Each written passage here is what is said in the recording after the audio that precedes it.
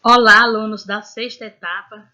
Estou trazendo aqui uma aula sobre a correção de atividade, aquela que eu mandei semana passada, referente aos grupos sociais. Esta aula equivale à data de 4/5/2020 e aqui a professora Francisca Rego dos Santos, que está ministrando a disciplina de Sociologia.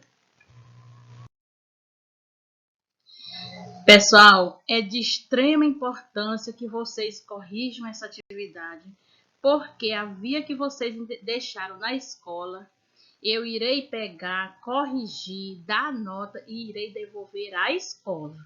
Então, acho que foi repassado enfaticamente para vocês responderem as atividades em duas vias. Uma para ficar com vocês e a outra para entregar na escola.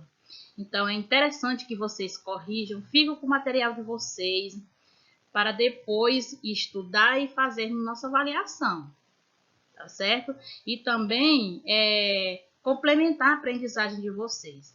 Nosso esquema de aula será o seguinte: uma semana eu vou postar o conteúdo, vou procurar um vídeo no YouTube que esclareça bem o conteúdo. Junto a esse material irá o resumo por escrito e também a atividade. Por que eu vou mandar essas três coisas numa semana? Quando você assiste ao vídeo, lê o conteúdo no propósito de responder uma atividade, então há um maior aproveitamento, há uma maior interação com o conteúdo, tá certo? E na semana seguinte, eu mando o vídeo com os comentários meus a respeito desse conteúdo trabalhado. Eu espero que vocês gostem, viu? Qualquer coisa, vocês pausem e corrijam a questão de vocês ou até mesmo refaçam, tá certo? O primeiro quesito, defina grupos sociais. É uma reunião de duas ou mais pessoas interagindo umas com as outras e por isso capaz de uma ação conjunta. Por exemplo, na sua casa, quem são os membros da sua família? É você, o esposo, ou o filho, ou uma filha? Ou seja, tem duas, ou três, ou mais pessoas, pois vocês compõem um grupo familiar. A segunda questão é para exemplificar quem são esses grupos familiares. Então, aqui tem vários grupos familiares, tem vários grupos sociais, minha gente, desculpem aí. Grupos sociais, aqui tem vários. Vocês podem observar que cada grupo desse é composto por mais de uma pessoa, né? Aqui. Pronto. A terceira questão. No que se refere aos grupos sociais, escreva V para a superlativa verdadeira e F para as falsas. Aqui já está respondidinho, ó. Não são órgãos duráveis, aparecem e desaparecem com facilidade. Isso é falso, né? Tomando como, por exemplo, a família, né? A família é um grupo social durável. Você pode observar a escola, por exemplo. A escola, quantos anos você não convive com as pessoas do seu grupo escolar? Então, grupos sociais é algo durável, sim. E aqui a questão está dizendo que não é durável. Então, a questão é falsa. Compartilham modos de agir e de pensar. Com certeza, isso é verdadeiro. Né? No grupo familiar, imagine uma família bem estruturada, que todos estão... É interessante que todos ajam combinadamente, né? Então, há essa concordância, há essa combinação entre os grupos familiares.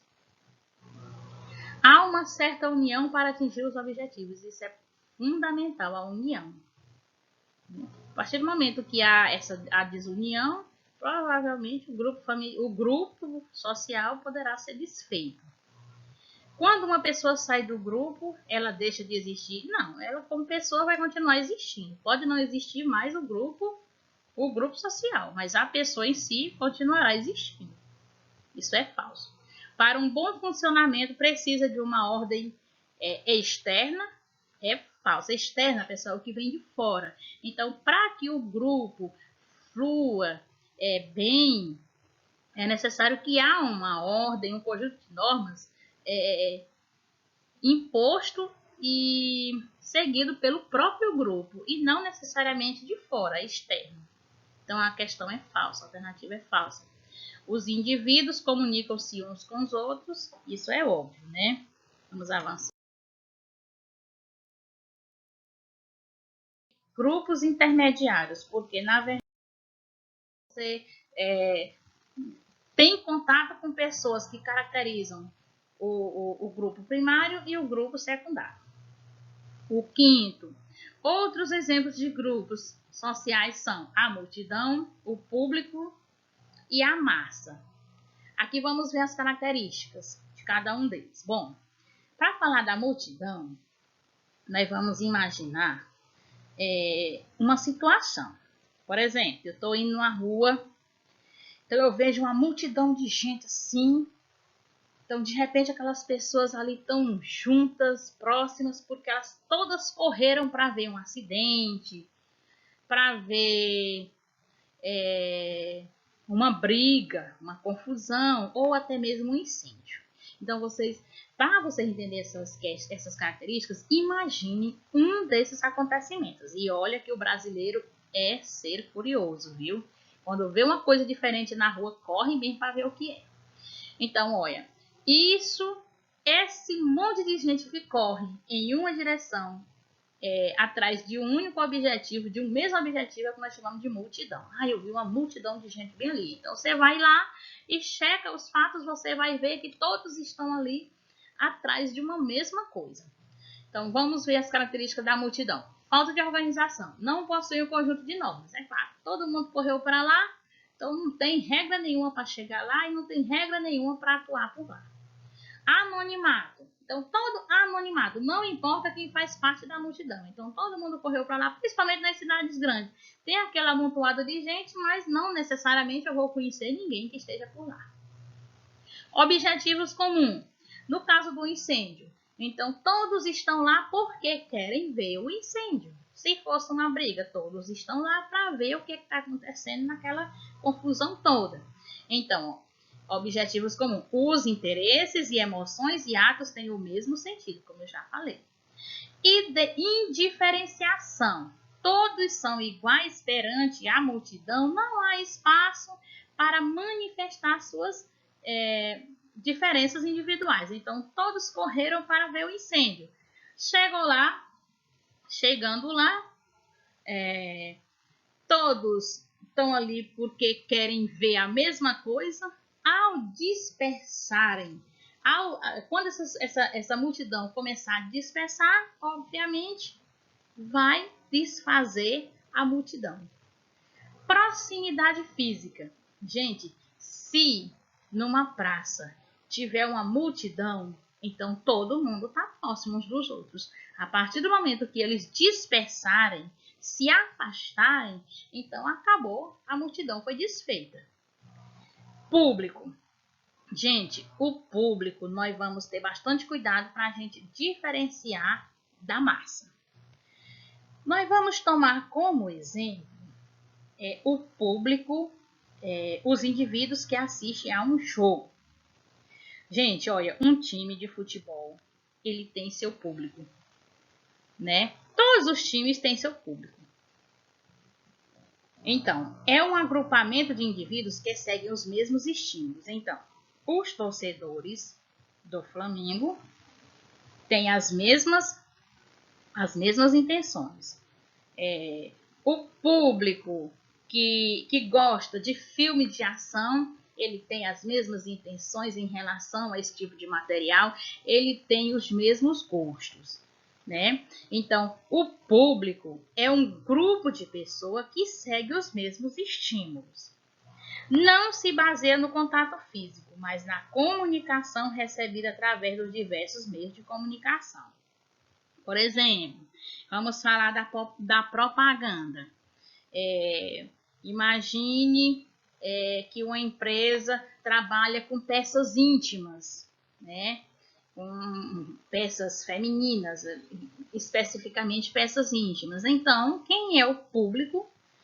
O público são as mulheres, né? E aí essa pessoa vai veicular as suas propagandas nos veículos de comunicação, TV, redes sociais, enfim. E essa propaganda vai atingir o seu público-alvo.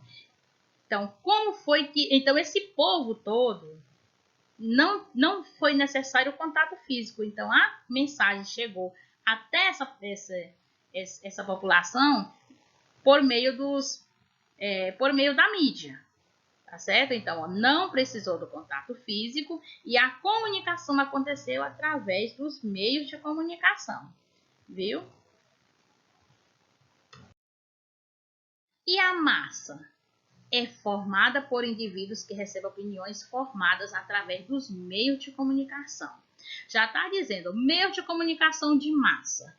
Eles têm o poder de moldar o pensamento de uma pessoa através de seu roteiro de programação, certo? Então, ali é o público de massa. O público de massa é um público diretamente influenciado pelos meios de comunicação de massa. É formada por indivíduos que recebem opiniões formadas através dos meios de comunicação de massa. Certo? Aqui eu falei que era interessante a gente entender a diferença entre público e massa. Entre público e massa. Então, vamos ver. Público recebe a opinião e pode opinar. E massa predomina a comunicação transmitida pelos meios de comunicação de massa. Ou seja, ele já sofre uma influência de pensamento e, portanto, nem se propõe a opinar por nada, porque ele já é um público que aderiu, ele já é um contingente de pessoas que já aderiu àquela ideia. Então, já segue naturalmente o curso daquelas informações, sem opinar em nada, sem moldar o pensamento em nada. Já o público não. O público, ele recebe a comunicação e pode opinar. Pessoal, já que nós estamos falando de grupos sociais, como nós estamos falando de grupos sociais, a gente pode observar que nos grupos existe a figura de um líder. Existe muita figura de um líder. Você sempre vê aquela pessoa que se sobressai mais naquele grupo. Então, nós vamos ver os tipos de liderança. Tem a liderança institucional e a liderança pessoal. Já está dizendo, liderança institucional é aquela que acontece via instituição, né? Por exemplo, instituição local do seu trabalho. A pessoa ganha autoridade em decorrência do seu bom êxito, das suas atitudes no local de trabalho. A autoridade varia de acordo com a posição social ou cargo que ocupa no grupo. Então, gerente de uma fábrica, o pai de família, ele é uma autoridade mediante uma instituição, porque a família é uma instituição, né? Então, ele é um líder que ganha destaque à frente dessa instituição. Agora, líder pessoal. Ele é um líder, a pessoa se torna um líder. Voltando aqui, ó. Aqui, ele se tornou líder por causa da posição que ele ocupa diante de uma instituição. E aqui, ele se tornou líder devido a uma característica que ele tem enquanto pessoa, né? Líder pessoal. A autoridade varia das qualidades pessoais do líder. Tem gente que tem uma inteligência absurda e de repente usa isso, se destaca na sociedade, se destaca. Então ele se destacou por conta da sua inteligência. Tem gente que se destaca devido ao poder de comunicação. Tem gente que nos bastidores só faz barbaridades, mas aí vai para as redes sociais, vai para a mídia, conversa bonito, 30 minutos, e aí ganha meio mundo de likes, de like e compartilhamentos, enfim. Por quê? Porque tem o poder da comunicação, influencia, se destaca devido ao poder de comunicação. Tem gente que tem atitudes brilhantes que servem como inspiração para muitas pessoas, e essas pessoas também se destacam. Nós podemos dar como exemplo aqui, ó, Getúlio Vargas, né, e Adolf Hitler. Esse Adolf Hitler, ele era um cara super inteligente e comunicativo, porém, ele usou esses dons que Deus o atribuiu para o mal, né? Eu acho que vocês já ouviram falar sobre essa figura, que foi o maior exterminador do passado.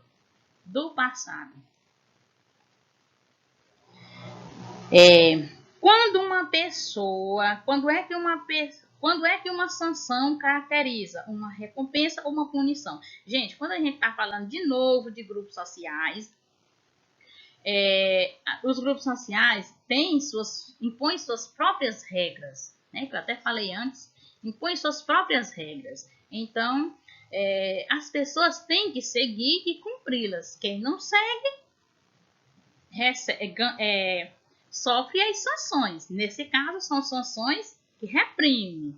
E quem segue, sofre as sanções, que no caso são as sanções de recompensa, entendeu? Quando se fala de sanção, dependendo do contexto, da atitude, então pode ser algo positivo e algo negativo. Então vamos ver que uma sanção se caracteriza uma recompensa. Quando ela é aprovativa, quando vem sob a forma de aceitação, aplausos, honras e promoções. Por exemplo, a pessoa faz uma coisa dentro de um grupo e é bastante aceita, então logo em seguida ela vai ganhar aplausos, porque se não for aceita, ela vai ganhar vaias, porque se não for algo bom, do contrário, é vaias. Então, vai ganhar honras, medalhas. Então, quando a pessoa ganha honras, medalhas, é porque fez algo de muito proveitoso, de muito positivo dentro daquele grupo. Promoção, quando a pessoa sobe de cargo. Olha, tem gente que tem esse dom, essa atitude positiva de estar agindo, de estar sempre procurando ser o melhor, né? Que entra em uma empresa ocupando uma função bem de iniciante mesmo, e daí a pouco já está nos mais altos cargos. Nossa, isso é uma coisa maravilhosa. E pode ser uma punição, como eu já disse, quando ela pratica algo que é reprovado. E aí o que é que ela sofre? Sofre insultos, zombarias, prisão e até, dependendo do país, até pena de morte. Quando eu falo em insultos, minha gente, vamos pensar nessas influências digitais. Fulano é um influenciador, um influenciador digital. Quando ele faz quando ele fala algo que não é o que o público dele espera, quando ele pratica algo desafiador, ele sofre uma série de ataques. Tem muitos que até enlouquecem, apaga aí as redes sociais. Então, por quê? Porque a atitude foi reprovativa e aí ele sofreu as sanções, que no caso foram punitivas. No caso dos discursos, né, as pessoas vaiam, né, se gostar, se não gostar, vaiam, enfim. De status. Gente, o que é status? Status é uma posição favorável que as pessoas ocupam dentro da sociedade. Por isso que a gente diz assim, fulano só se preocupa com status. Principalmente quando se fala hoje nessas redes sociais, que tem pessoas que querem passar para os outros que estão felizes, bem-sucedidas, enfim, tudo de bom está acontecendo na vida. Aí é por isso que a gente diz, fulano só se preocupa com status, não importa o que ela está passando nos bastidores. Mas status é isso, é uma posição favorável que você encontra dentro de uma sociedade. Existe status que é atribuído, e existe status, que é adquirido. O que é um status atribuído? Não é escolhido pelo indivíduo e não depende de si próprio. Por exemplo, irmão caçula. Ser irmão caçula, tem muitos irmãos caçulas que têm um monte de regalias. Ah, ali é meu caçula, então ele tem muitos direitos, né?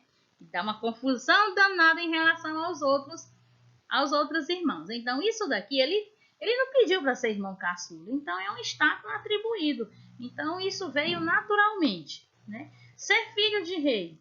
Então, o menino lá tem todas as regalias e tudo, por quê? Porque é o filho do rei, mas ele não pediu também para ser filho de rei. Agora, o status adquirido é aquele status que você tem que correr, suar, batalhar para conseguir. Mas é gostoso você conseguir um status que vem depois de muita luta. São aquelas conquistas, aquelas vitórias que a gente conquista durante nossa vida e que nos deixa com o ego lá em cima, né?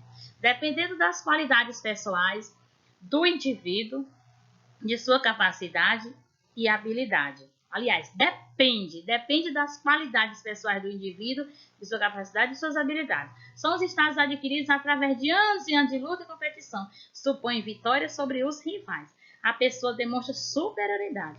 Por exemplo, a pessoa tem uma profissão de sucesso.